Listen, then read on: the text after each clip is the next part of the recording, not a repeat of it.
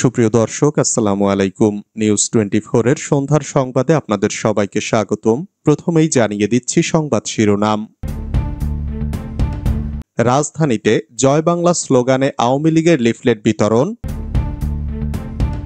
শেখ হাসিনার নামে স্লোগান, চট্টগ্রামের ডবল মুরিংয়ে ঝটিকা মিছিল। নিষিদ্ধ ছাত্রলীগের হামলায় ছাত্র শিবিরের 3 কর্মী আহত। যৌথ বাহিনীর হেফাজতে যুবদল নেতার মৃত্যুতে ছাত্র দলের প্রতিবাদ। কুমিল্লায় বিএনপির 2 গ্রুপের সংঘর্ষে ইউপি স্বেচ্ছাসেবক দল সভাপতি নিহত। কথা বলবেন হিসাব করে, উপদেষ্টাদের উদ্দেশ্যে সেলিমা রহমান। প্রয়োজনে নির্বাচন আরো বিলম্বে দেওয়া হোক, মন্তব্য জামায়াত ইসলামীর। দাবি আদায়ে গুলশানে এক অবরোধ করলেন তিতুমির কলেজ শিক্ষার্থীরা। এতক্ষণ শুনছিলেন সংবাদ শিরোনাম। পুরো খবর পেতে ভিডিওটি শেষ পর্যন্ত দেখুন। সর্বশেষ সংবাদ পেতে চ্যানেলটি সাবস্ক্রাইব করুন। এবার বিস্তারিত। রাজধানীতে জয় বাংলা স্লোগানে আওয়ামী লীগের লিফলেট বিতরণ। রাজধানীর মোহাম্মদপুরের রিং রোড এলাকায় লিফলেট বিতরণ করেছেন আওয়ামী লীগের নেতাকর্মীরা। আজ শনিবার দুপুরে তাদের লিফলেট বিতরণ ও জয় বাংলা স্লোগান দিতেও দেখা গেছে। এ সময় তাদের কেউ কেউ ছবি তুলছেন, ভিডিও ধারণ করছেন। এদিন সকালে একই রকম দৃশ্য দেখা গেছে ঢাকার জাতীয় প্রেস ক্লাবের সামনেও।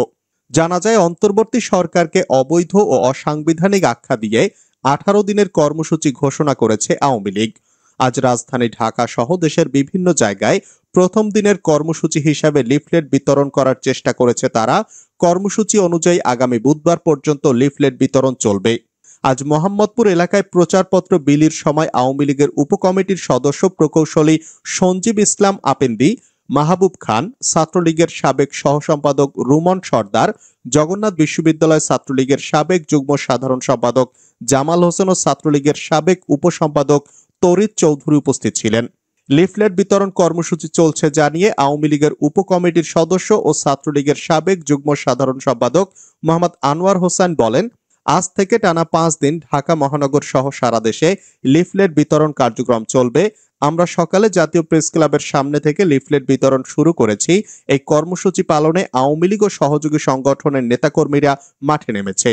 এদিন সকাল 8:30টার দিকে জাতীয় প্রেস ক্লাবের প্রধান ফটকের সামনে ও আশপাশের এলাকায় পথচারী ও যাত্রীদের মধ্যে লিফলেট বিতরণ করেন আওয়ামী লীগের নেতাকর্মীরা। শেখ হাসিনার নামে স্লোগান, চট্টগ্রামের ডবল মুরিংয়ে ঝটিকা মিছিল। চট্টগ্রাম নগরের ডবল মুরিং থানার পাঠানটুলি এলাকায় আওয়ামী লীগের দলীয় স্লোগান দিয়ে একদল তরুণ ঝটিকা মিছিল করেছেন বলে খবর পাওয়া গেছে। শনিবার সকালে এমন একটি মিছিলের ভিডিও ছড়িয়ে পড়ে সামাজিক যোগাযোগ মাধ্যম ফেসবুকে। পুলিশ মিছিলকারীদের চিহ্নিত করতে কাজ করছে বলে জানায়। নগরের পাঠানটুলি এলাকায় ঝটিকা এই মিছিল বের করা হয় সকাল 7টার পর। মিছিলের ভিডিও চিত্রটি দেখা যায় 10 থেকে 15 জন তরুণ ও যুবক আওয়ামী লীগের নামে বিভিন্ন স্লোগান দিচ্ছেন। জয় বাংলা, জয় বঙ্গবন্ধু, শেখ হাসিনা আসবে, বাংলাদেশ হাসবে, তুমি কে আমি কে, বাঙালি বাঙালি, আমরা কারা তোমরা কারা, শেখ হাসিনা শেখ হাসিনা। মিনিট খানেক স্থায়ী এই মিছিলের সামনে থাকা 2-3 জনের মুখে মাস্কও দেখা গেছে। স্থানীয় সূত্র জানায়, মিছিলের ভিডিও ছড়িয়ে পড়ার পর পুলিশ ঘটনাস্থলে উপস্থিত হয়। নিষিদ্ধ ছাত্রলীগের হামলায় ছাত্র শিবিরের 3 কর্মী আহত। পিরোজপুরের ইন্দুরকানী উপজেলায় বালিপাড়া উপজেলায় নিষিদ্ধ ছাত্রলীগের হামলায় ছাত্র শিবিরের 3 কর্মী আহত হয়েছেন। গতকাল শুক্রবার রাত 9:30টার দিকে উপজেলার বালিপাড়া ভূমি অফিসের সামনে এ হামলার ঘটনা ঘটে। হামলাকারীরা সবাই ছাত্রলীগের কর্মী বলে জানায় উপজেলা ছাত্র শিবির। হামলায় আহতরা হলেন তরিকুল ইসলাম, রিয়ান, সাইদুল ইসলাম। আহতরা সবাই ছাত্র শিবিরের কর্মী। যৌথ বাহিনীর হেফাজতে যুবদল নেতার মৃত্যুতে ছাত্রদলের প্রতিবাদ। যৌথ বাহিনীর হাতে যুবদল নেতা তৌহিদুল ইসলাম হত্যাকাণ্ডের তীব্র নিন্দা ও প্রতিবাদ জানিয়েছেন বাংলাদেশ জাতীয়তাবাদী ছাত্রদলের সভাপতি রাকিবুল ইসলাম রাকিব ও সাধারণ সম্পাদক নাসির উদ্দিন নাসির। শনিবার এক বিবৃতিতে এ প্রতিক্রিয়া জানান। বিবৃতিতে তারা বলেন, অন্তর্বর্তীকালীন সরকার বিএনপির নেতাকর্মীদের মৌলিক মানবাধিকারের সুরক্ষা দিতে ব্যর্থ হয়েছে।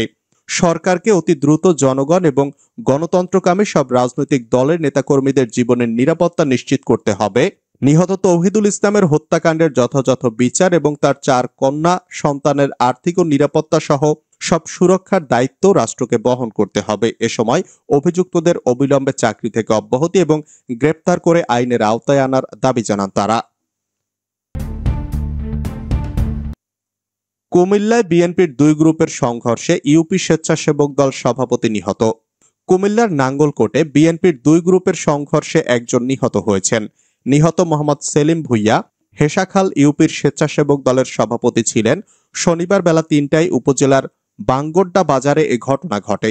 স্থানীয় সূত্র জানায়, বাঙ্গড্ডায় নাঙ্গলকোট উপজেলা বিএনপির সভাপতি মোবাশ্বের আলম ভুইয়ার একটি সমাবেশ অনুষ্ঠিত হওয়ার কথা ছিল। সাবেক সংসদ সদস্য আব্দুল গফুর ভুইয়া সমর্থিতরা একটি গাড়িবহর নিয়ে বাঙ্গড্ডা বাজার অতিক্রম করার সময় 2 গ্রুপের মধ্যে সংঘর্ষ বাধে। এ সময় উভয় পক্ষের সংঘর্ষে সেলিম ভুইয়া নিহত হন।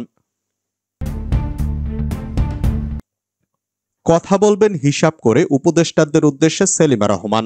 বিএনপির স্থায়ী কমিটির সদস্য সেলিমা রহমান বলেছেন, সরকারে থেকে দল করবেন সেটা হবে না, কথা বলবেন হিসাব করে।